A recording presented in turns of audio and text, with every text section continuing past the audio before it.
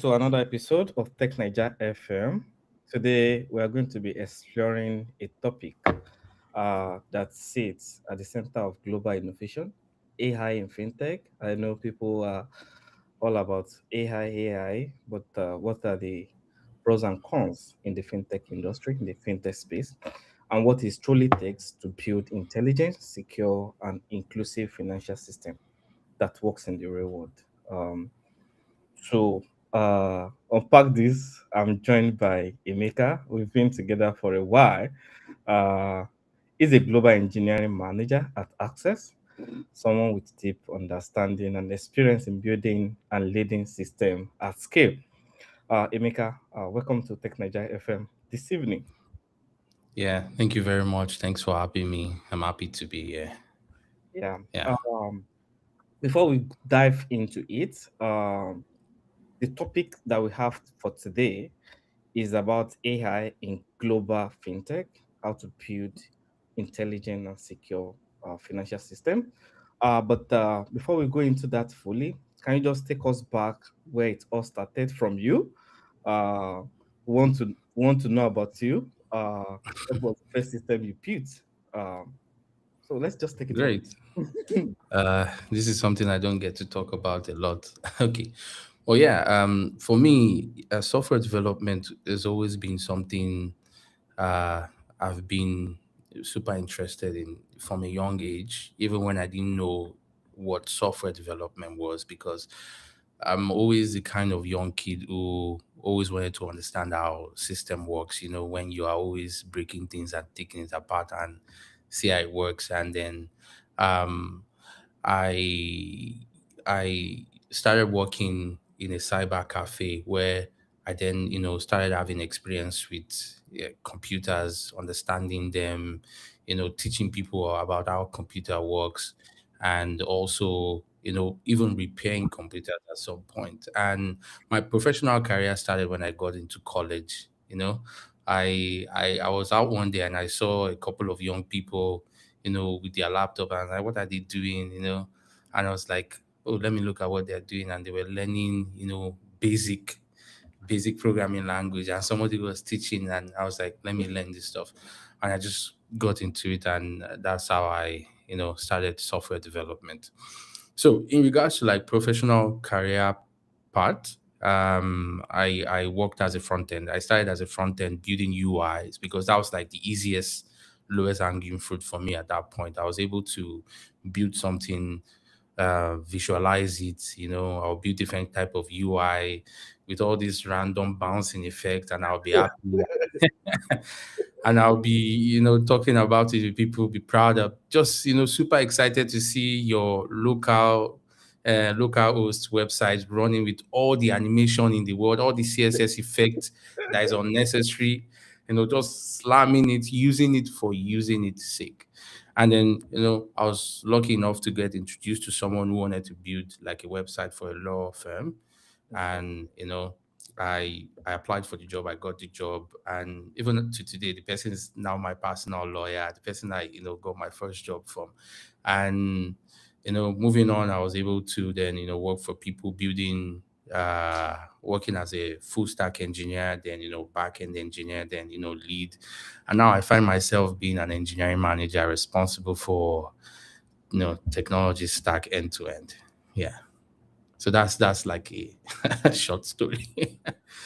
Yeah. Wow, wow, it's actually a great one. Thank you for telling us that. Then let's move to the question for some of the conversation for today. We've been hearing AI, and it's actually in a lot of sectors, leveraging it to do one or two things. But this fintech industry, because it actually deals with money related, so we need to be very, very sure of what you're actually doing. So, from your own perspective, how is AI actually changing fintech today beyond all these headlines on LinkedIn here and there? So, how do you think AI is actually changing fintech today? Yeah, so AI is having a tremendous effect, particularly in fintech, because, you know, at the core of fintech, it's all about financial records, customer data, um, representation of value, who owns what, who has access to what, and when that particular person is able to access what, and stuff like that. And if you think about AI is very good at understanding data, working with data, you know, analyzing data, transforming data, able to pull out trends from data. So if you're, combining these two things, you see that fintech is one of the places where you can really, really have like a great force multiplier from a business point of view. You're able to increase your business process, and then you're able to, generate revenue as a consequence of, early adoption for AI. Yeah. Mm, yeah, that's true. That's true. Just to a follow-up question to that, because in the fintech there are a whole lot of, let me, can I call it modules, or let me use that word modules, where we can talk about fraud detection, credit scoring here and there. So I know you've talked about something related to that, but since we are talking more about AI in fintech, where do you see this AI? Where do you see it being used most in maybe fraud detection, credit scoring, a whole lot of things? But where do you see it being used most? Is it on the data stuff that you mentioned? Just to get more information regarding that. Mhm. So the short answer is everywhere, right? But if you want to be specific, I would say it depends on where you want to maximize potential as a business. But really, AI needs to be everywhere. So the way I look at it is, when you think about fintech, Yeah. there's the entry point, what you do to get your customer into your business as a financial institution. If you are a digital banking, or you are a lender, or you are, a basic fintech. And then there's the middle layer where this is where your business operation runs. What you do as a business, either you are lending to them, you are allowing them move money from A to B, or you're allowing them save. And then there's the exit point where, after you have been able to do all these things, how do you offer the customer? Either you are transmitting information to them, or you are storing information securely in your data warehouse. You can definitely use AI in all of these points, right? So I'm going to pick like from the onboarding phase, right? A typical use case for the onboarding is, let's say you want to use Bank X and you want to sign up. What most banks still do today is, when you come to sign up, you provide your username, password, and the key information, and then depending on their KYC policy, you get onboarded and you get a tier one account, right?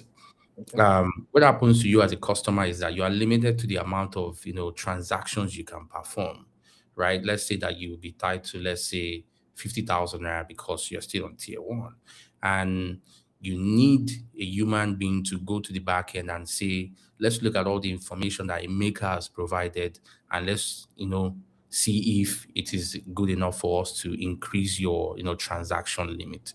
Now, if you bring AI into this picture to solve this problem, what AI can do for us is AI can quickly cross-reference customer data, from KYC platforms, your BVN, your NIN. It can use your business policies. For example, we can say if your phone number matches your BVN, if your picture matches your BVN and your NIN, you can be on tier two, right? If your BVN matches your address, your photo, and your utility bill, we can put you on tier three. And all of these things can happen automatically. Right now, imagine a case where you are running a campaign, you spent like 40 to 50 million naira on a campaign because you're a new startup fintech product and you want to onboard a lot of people, and you have a case where you have 2,000 people signing up at the same time, right? The bottleneck in this case becomes, how do I get a human being to look at all the people I've just onboarded and approve them and ensure that I have like a 99.9% accuracy when it comes to making sure that we are following our KYC policies. So you can see where AI comes to shine. If you give that information to AI can do it in less than 1 minute, right? AI will just match the data, follow your policy, and can be as automatic as you allow it, right? Now, you will also have to think about where are the downside, because if you are thinking about AI can be like a double-edged sword, right? That's true. You always have to think about the pros and cons of this stuff. Yeah. So you don't want AI to have like data mismatch, and then apply policies that might come back to hurt you as a business. So what do I mean? So for example, let's say, again, using the institution as a key example, where you have like tier one 50,000, tier two 500,000, and let's say tier three, unlimited, or let's say 3 million, right? If you're going to move a user from tier one to tier two, it can be relatively easy. You can, allow AI automatically do that, right? But if you want to go from tier one to tier three, maybe you want to have a mix of, manual and automatic process, where the AI validates and the AI can, recommend what you need to do moving forward, right? Like, hey, I've reviewed this guy. Please, give me the permission to, take him to tier three, because he's going to be able to access large funds at that point. So, yeah. So that's one great use case. Yeah, so there are a few things that you've actually mentioned in this conversation, Yeah. which have answered a few of my questions. Uh, One, okay, before that, based on your explanation, I think you've done a breakdown of how some systems currently, how they are doing their onboarding, which is very, very nice because I've seen one, what's it called? Requirement about a system, financial system, that is actually the same thing you explained that they want to do Mhm. from tier one. They have a maximum amount of transaction that you can perform. So I think you've also done a bit of product related thing based on that. Yeah.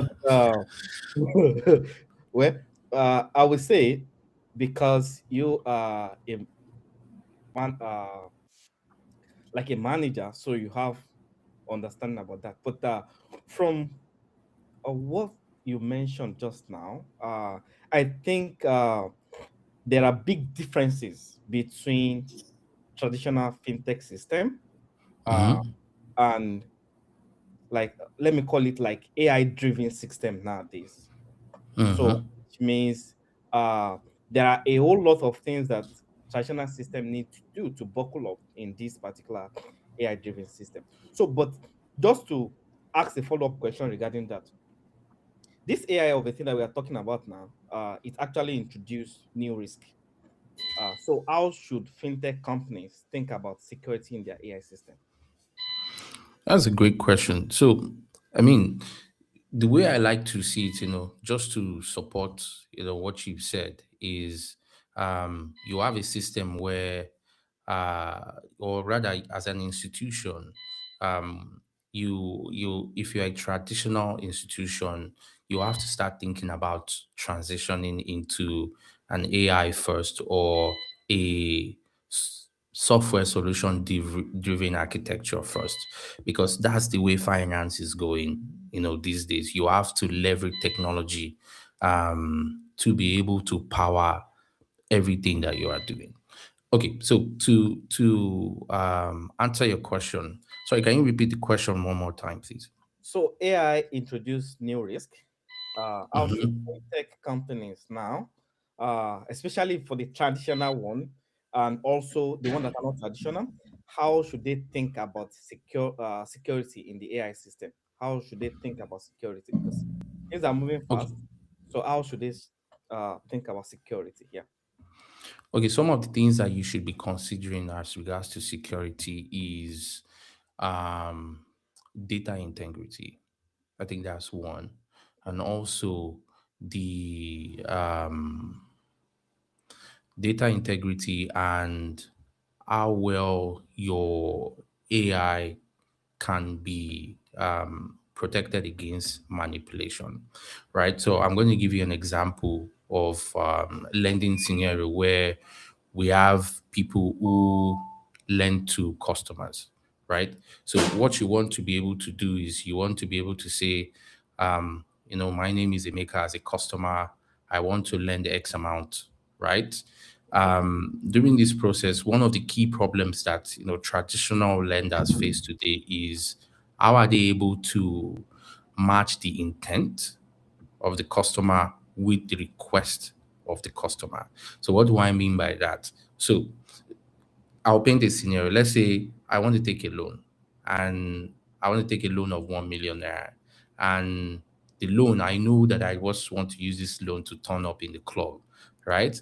But I'm not going to come to the bank and tell them, please give me a 1 million naira loan so I can go and, flex in the club. I'm not going to do that, right? Instead, what I'm going to do is I'm going to lie on my application, right? And I'm going to misrepresent my financial records and my intent at the point of application. And what traditional system or banking or bankers do, or lenders rather, do now is that they manually go through this process on a case by case basis.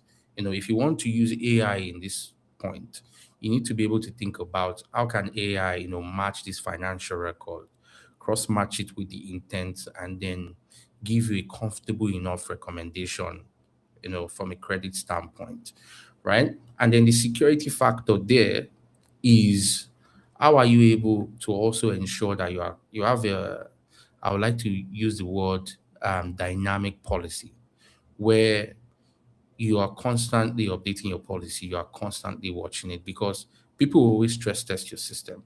They Yeah. always come, to always see how they can, combine attacks or combine application in the case of the loan to be able to see if they can get higher payouts or stuff like that. So you always have to ensure that you just don't deploy an AI system and just, give it static parameters.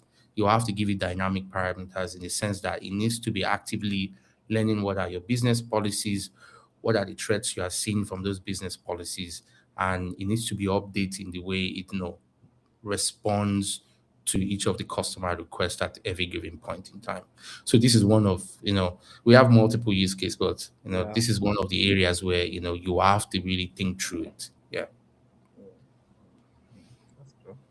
Uh, for trust, because when you're building a system, uh, not even only AI based or AI powered system now, you need to build trust in inside the application. People, customer that want to use the application will be rest assured. We've heard about different cases of solutions here and there, especially in Nigeria, where you Mm-hmm. put the money and after a few months, the company is gone. Your money is gone. Mm-hmm. So building Yeah. trust is actually one of the key. Uh, so my question just go like this: that how do you build trust? Before AI, even building trust is still shaking. Now that we Mm-hmm. now have AI, how do you build trust in AI decision? Because you mentioned something earlier on, that based on the data, then AI can give us like uh, percentage of maybe whatsoever they've submitted. They can grade them based on that. So how do we build trust uh, in AI decision? Mm-hmm. So that's a great question. And I would like to use another example because, again, like I said, in AI and fintech is like fish in the water. The possibility is just based on how far you can see the problem, right? Is you are limited by the types of problem you have to solve, how big you are, and what you face on a day-to-day basis. So let's look at in the context of fraud, where people hackers will penetrate your bank account and they're able to then move funds to a third party bank account and they exit through that case. And let's see how AI can help us. So a typical scenario is you got attacked.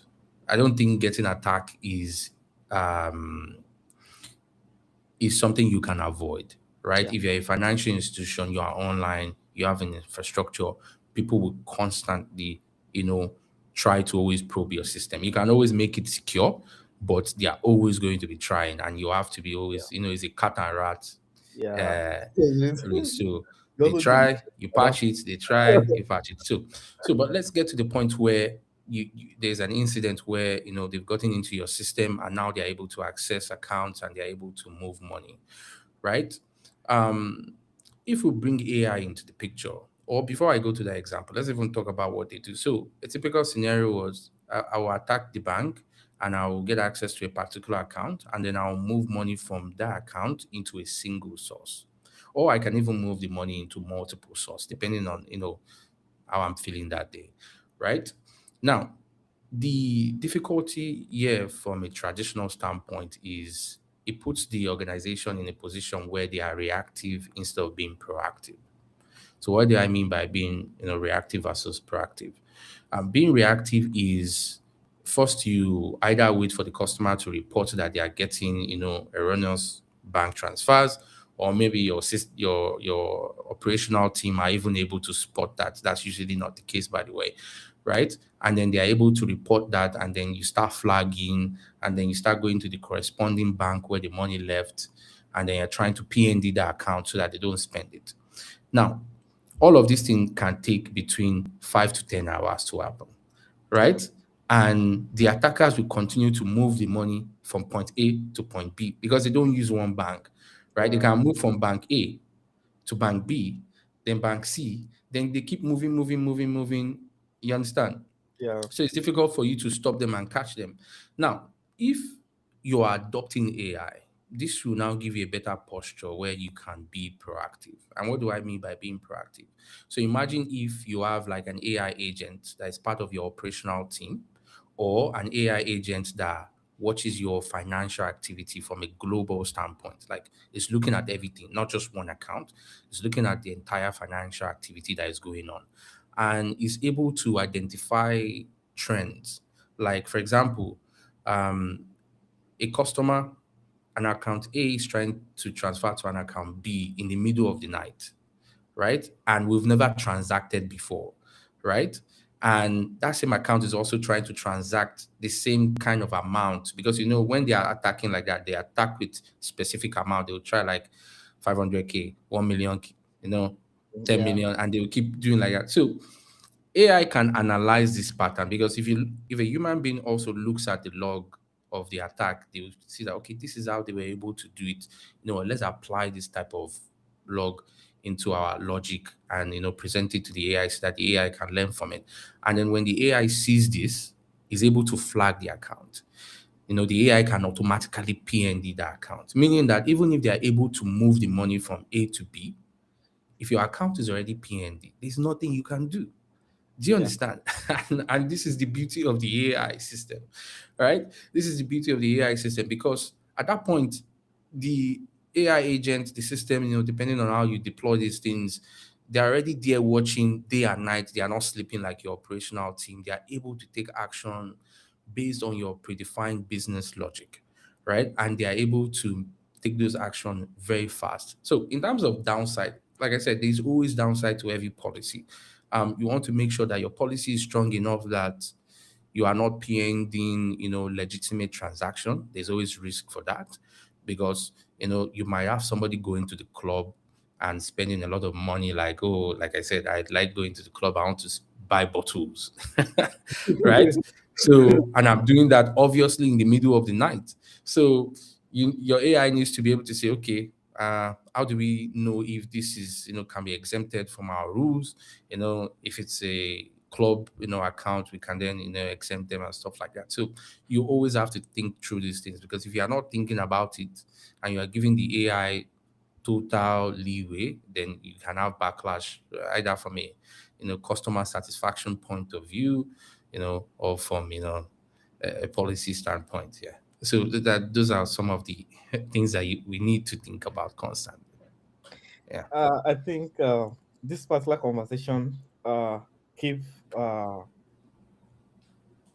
thinking on my head, right? Because there are some ideas that you're actually talking about to our listeners uh, around the world. Uh, Emeka has already mentioned few things, which I believe traditional banks, um, not only traditional bank alone, even uh, all this fintech industry that are just coming on board. I think the AI agent that Emeka mentioned now is good thing for you to figure out and incorporate into your system because I believe that there was a time that one of the unicorn in Nigeria was attacked and Hmm. millions, billions was moved.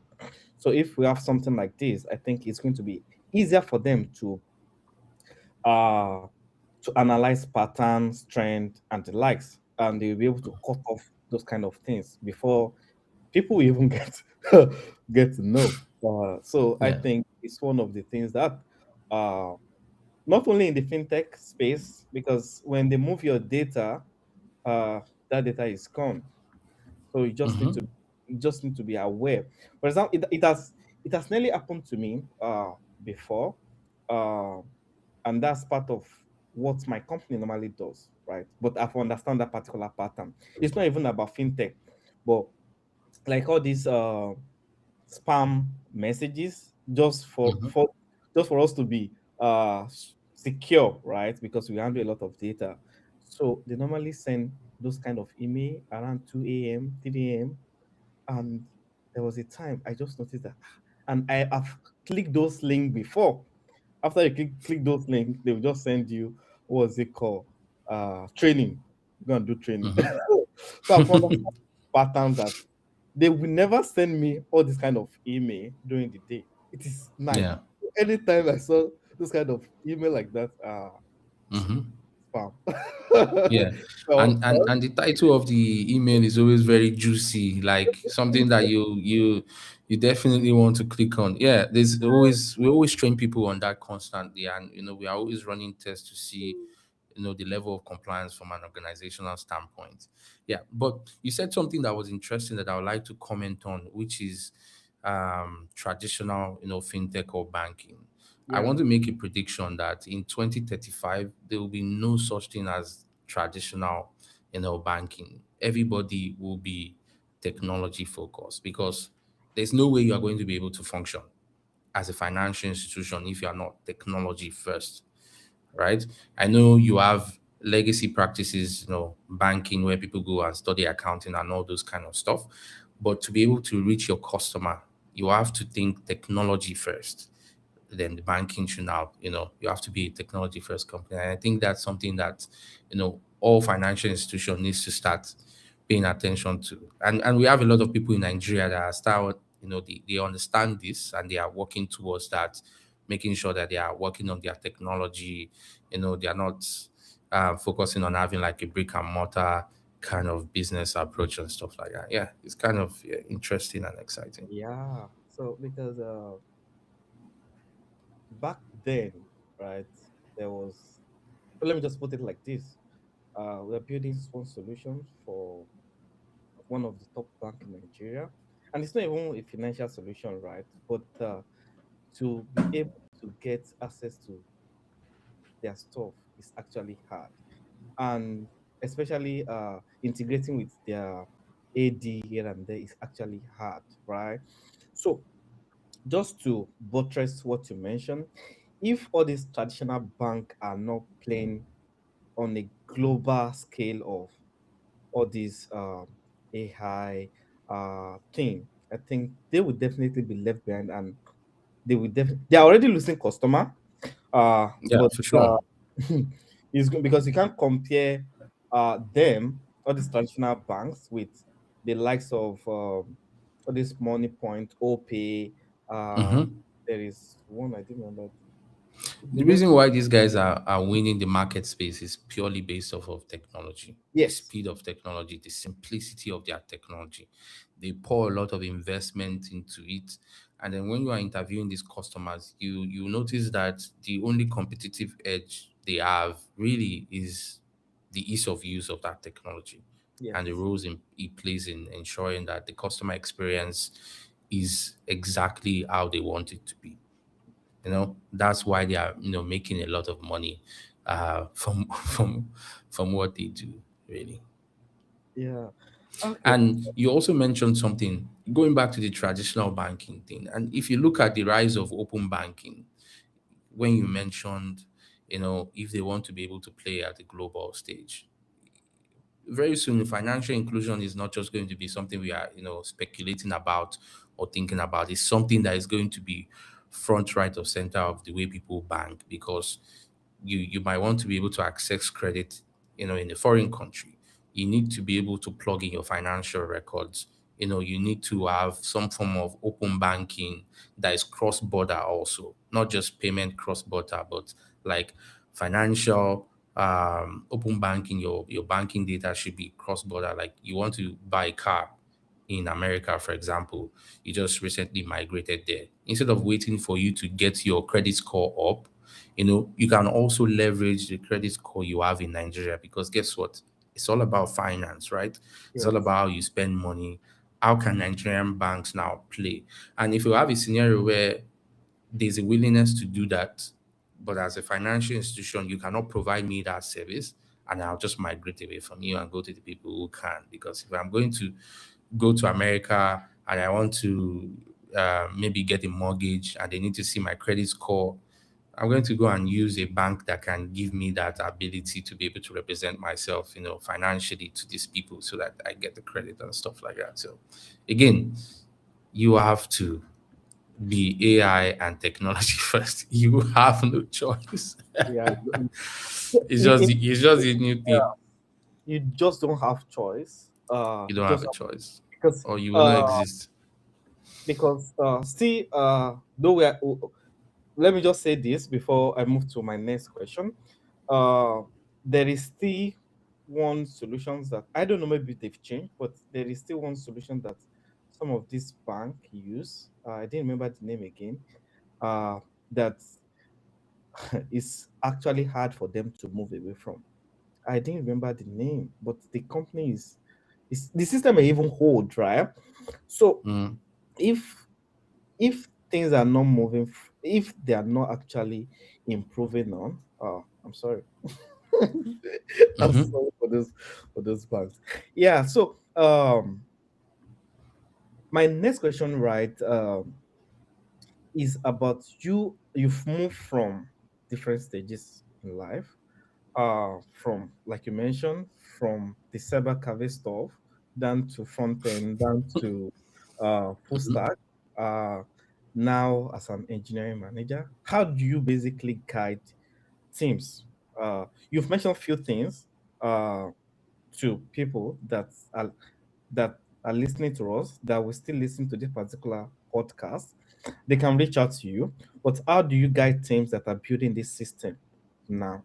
If you want to, I know where you're working is a global space, uh, and I'm sure you are currently you are going to be using AI for sure. So, but mm-hmm. if you want to guide teams that are building something like AI system, how are the things that, or what are the things that you're actually going to do regarding that? Mm-hmm. I think for me, it always starts by understanding what are the stakeholder requirements. Mm? So a stakeholder requirement can also, be the problem you are trying to solve for a particular industry, a particular reason. You have to always align with that key stakeholder requirement. This is what we want to be able to do from a business standpoint. We want to be able to um, increase revenue, have security, increase developer experience, increase stability. Once you are able to understand this as as a leader, as an engineering manager, then it now becomes how are you able to then accommodate this within the structure that already exists, especially when you have like an existing ERP or a system that is already in the market. Because there's a difference between building from scratch and then maintaining a particular solution while you grow it.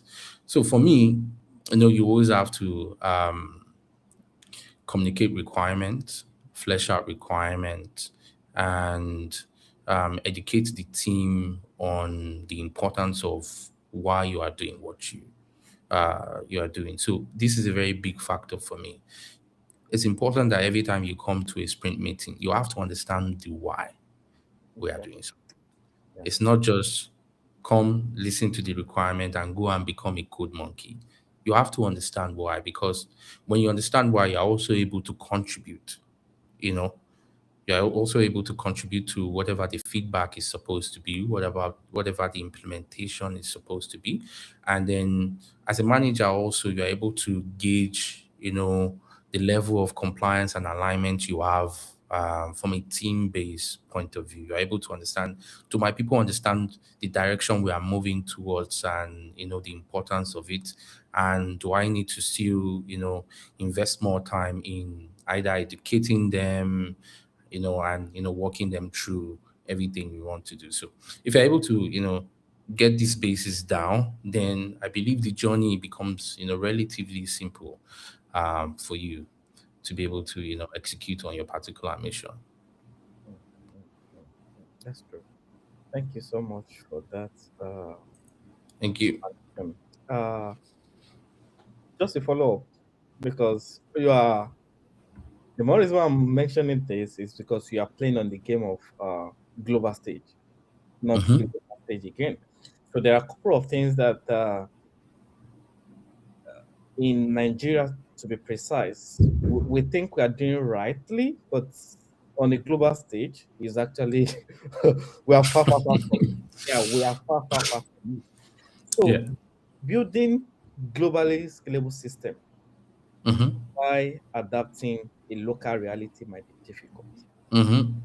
So in your own perspective, let me put it like that. In your own perspective, how should teams approach this particular thing? In your own perspective. Okay. So first, in our own defense, locally, we Yeah. are trying our best, because you know that we do not have access to the same capital investment, even infrastructure. We don't have all of those things, and we are still mirroring, the level of expectation you expect from, all of these countries like the US, UK, and people that have all of that. And even when you think about it from a job market point of view, most of all these global teams that you see are heavily augmented by Nigerian talent. So it's not like we don't have that talent to be able to do this. It's just that, when we are building for ourselves, we don't have the resources we need to put in place, to make to make all of this happen. So I just want to say that in our own defense. Okay, so but to answer the question, sorry, remind me what the question is. Yeah. The What I just question. said just Uh, make me, I'm going to ask yeah. this question and also a follow-up Mm, question. Okay. yes. But that follow-up question will just be like an advice. All right. Okay, So advice. the Okay. question is building globally scalable system while Mm-hmm. adapting to local reality is difficult, right? It's difficult. Difficult. Yeah, it's Mm-hmm. difficult. We want to play on the global market. Uh, Mm-hmm. but we only have local. We need to be sure that we need to we need to understand within ourselves that we can only the reality is basically local, but we want to play on the global stage. Yeah, global. Yeah. Yes. How should teams, in your own perspective, how should we approach this particular thing?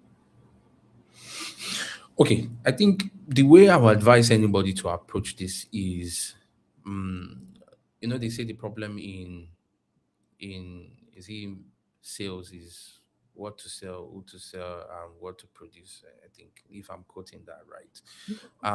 When you are Oh, building something that when you are building something that I'm not sure I got that right, but yeah, something like that. It's always like the three Y's or three C's. I'm not sure. So when you are building something in our market, chances are it's quite different from a product market fit point of view, from a user base point of view. And then if you're trying to then take that solution for like the global audience, you then need to understand how you can translate that um, uh, properly for that particular market. And I'll take something like Netflix, for example, right? If you are building something for Netflix and you want to make it global, right? You first of all have to think about the user base. Who is going to pay for this, right? And what is the average income? Do they have spare cash to be able to pay $5 a month for this? Then you need to then think around all of this situation. And then if you say, okay, this particular Netflix solution is still going to be viable in other markets, then you then need to think about, okay, if this solution can work cross border, what about the content and the service offering? Because if you are going to be showing an American audience a movie, higher budget, bigger spend, you understand, then the subscription is going to be higher. You get what I mean, right? Yeah. And then from a local point of view, you know that, not low quality budget from a spending point of view, lower spend, and then lower subscription fee. And that way you are able to decide, what part of your business you need to roll out based on the different geolocations and and what you need to do. It's a very tricky thing. It's a very tricky thing. I would say first, understand the market you want to build for first Yes. and meet that requirement. Then look for global opportunities you can plug into the system and sell separately, right? That's always the best thing. And if the Nigerian market doesn't, you can't have like a good penetration in the Nigerian market. Just focus on the American market, right? Because at the end of the day, you want to be able to make revenue. So you focus on Yeah. the market that makes you, but you are able to explore.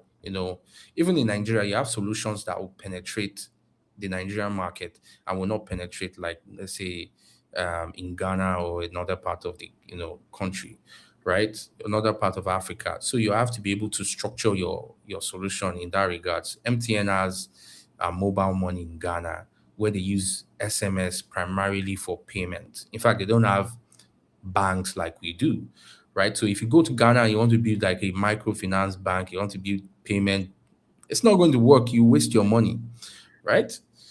If you come to Nigeria, you know that we don't use SMS primarily for payment. We use, mobile applications we transfer.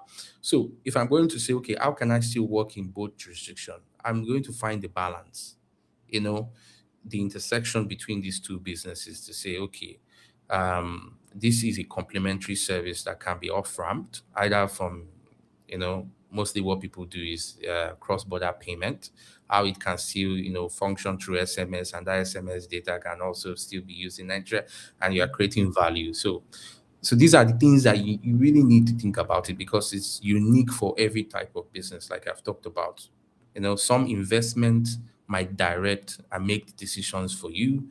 Some what the market is used to would direct the decision for you. Some is just profitability, how much you can make in this market vis-a-vis your investment from a product standpoint. Yeah. Thank you so much for that wonderful explanation across global stage.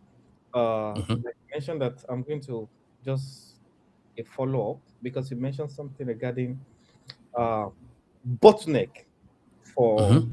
startups, companies in Nigeria.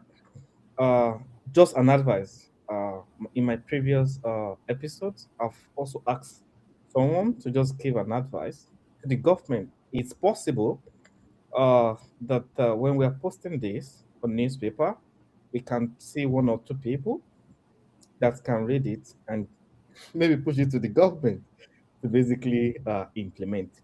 What are the Hmm. things that you believe government can do regarding infrastructure to help startups uh, to yeah, yes, it's actually because there are a lot of Oh. yeah. I know the reason why you're laughing. I know, I understand. But what are the things, like especially infrastructure wise, that Hmm. government, I believe they are doing something, uh, Hmm. but we are not there yet. But Yes. need to move fast. Things are moving fast. I will have mentioned something on this episode, but I won't mention it. Is Okay. about the current war. You understand the current world going Yeah. global, and we don't have any Yes. infrastructure. If anything like that comes down to come down to Nigeria, we don't have Mm-hmm. any infrastructure for that. So especially, so let's just come back to startup. What are the things that you believe government can do to help the startup regarding infrastructure in Nigeria? We want to play global, local Mm-hmm. is hiring, but we believe government can do one or two things that can help the startup in Nigeria. So what do you think government can do? Man, see, so I many know, things. I The know. short answer is hire me as the minister of is he information technology or finance. Give me $100 billion and I'll fix the problem in a year. You know, that's the short feedback. That's what the government can do. But yeah, to be more serious, there's a lot of issue here. We can talk about this for days. You see, infrastructure issue, access to capital. You have to make capital cheap, or you even have to make capital accessible, cheap and accessible, so that people can continue to take risk that will then benefit the economy, right? You have to give us good infrastructure. Even if you look at like licensing point of view, for example, if I want to play in a particular market, from a Nigerian point of view, Nigeria is not very uh what's the word I'm looking for now? Nigeria is not very friendly, right? You need to make sure that you have everything you need before you can start, getting licensing. If you, for example, if you want to be a lender, right? Um, you're either going for the state lender or you are going for the higher ones, which is in the millions. And then you have a young entrepreneur who doesn't even have 1 million naira to his name, right? But can build solutions and he wants to be able to test out this product in the market. You can't do that. My own recommendation in this regard is imagine a case where we have government programs where startup can join and you don't have to worry about uh, licensing. You don't have to worry about some of all these key business documentations that takes your time. Focus on building the business and the government will partner with you for a certain period of time.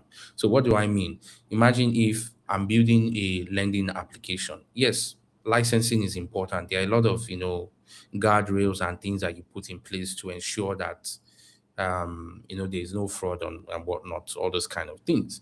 But if you're partnering with the government and the government is backing you for your particular experiment on your startup, right? The government is playing a role in your growth. What I need to focus on at that point is just making sure that my solution works and Yeah. I break through a particular threshold. And then when I break through a particular threshold, the government already knows. For example, okay, we're going to support you on your app, let you build whatever you want to put you under a provisional program that allows you, you know, generate between 1 million to 10 million per year. And then, we are going to be reviewing and watching everything you are doing. And once you cross to 50 million, then you can now be required to do things the right way. See, doing this alone, will you will see explosion in a lot of product competition in the market, like a lot of nice, good innovation is going to come out because this is one of the big problems that we have. You cannot go into any sector, either as um, financing, banking, payment. You need a huge amount of capital. Even if you are thinking about cross-border payment, you need huge amount of capital, and I don't Yeah. think it's right, right? Because we do not live in a society where money is cheap, right? Yeah, you can't. Somebody was saying that Nigeria Africans need to get better at building unicorns, and then someone said you should not build a unicorn in Africa. You should build a camel because camel can survive without water. A unicorn, if a unicorn is not in AC apartment, it's going to die. Right?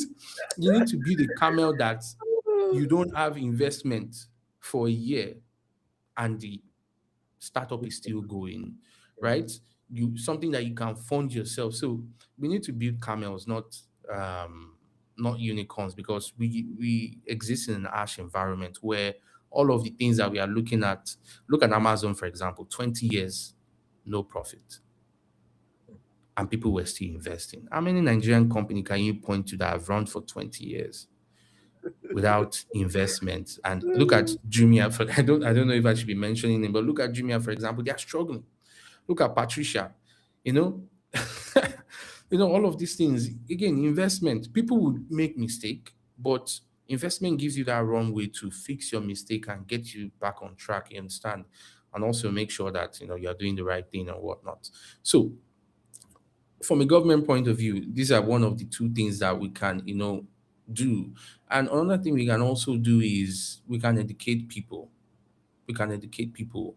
If you build engineering capacity in Nigeria and you are able to put that as a national priority where you are churning out engineers, cybersecurity experts, you are making sure that people are getting trained in these important technology skills that are used on the global market. Yeah. It's going to be easy for you to see two people come together to form a startup, right?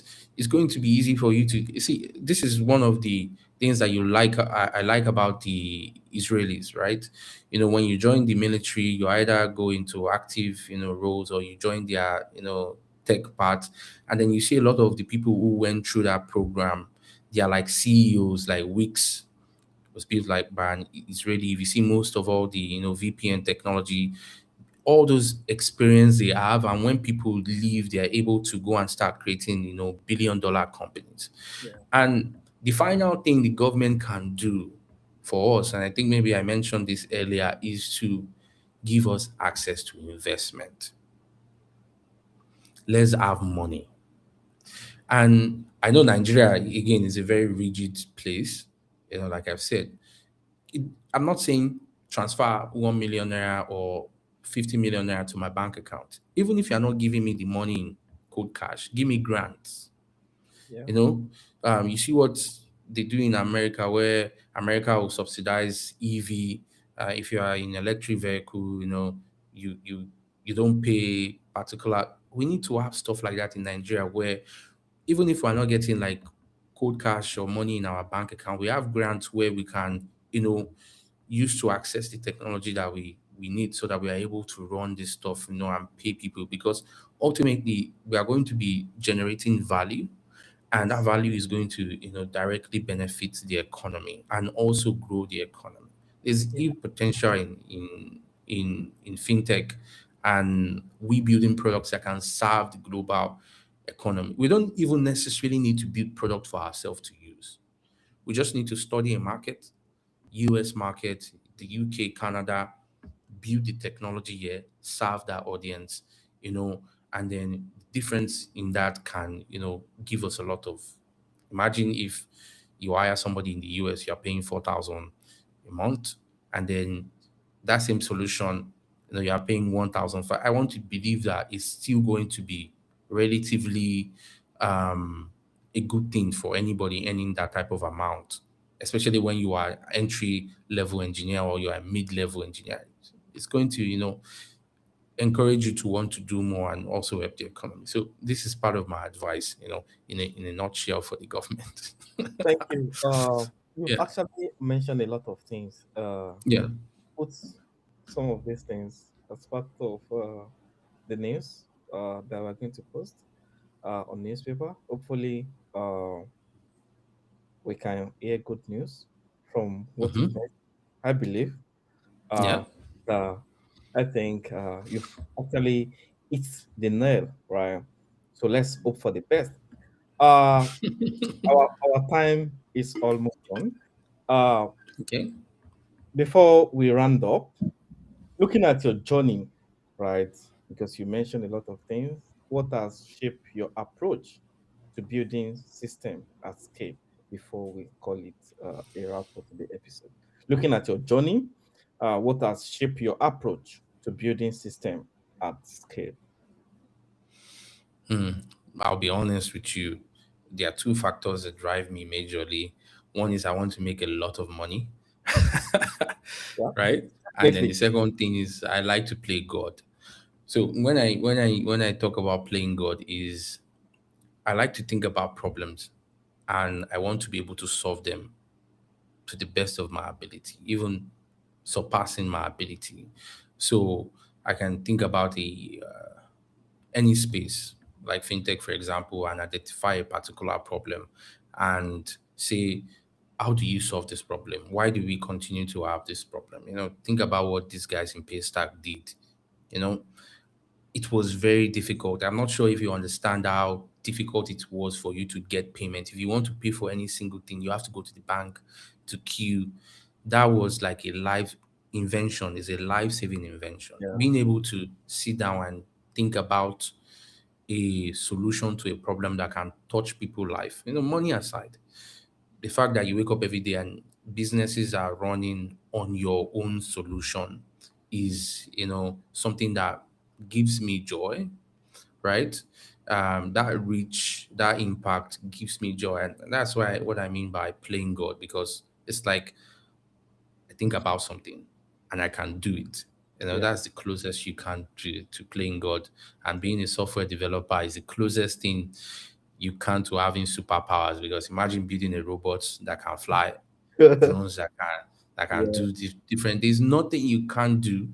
The question is the technology mature enough, and do you understand the problem enough to Yeah. be able to build for it? So if those two things align in your lifetime, you are definitely going to be able to do that, right?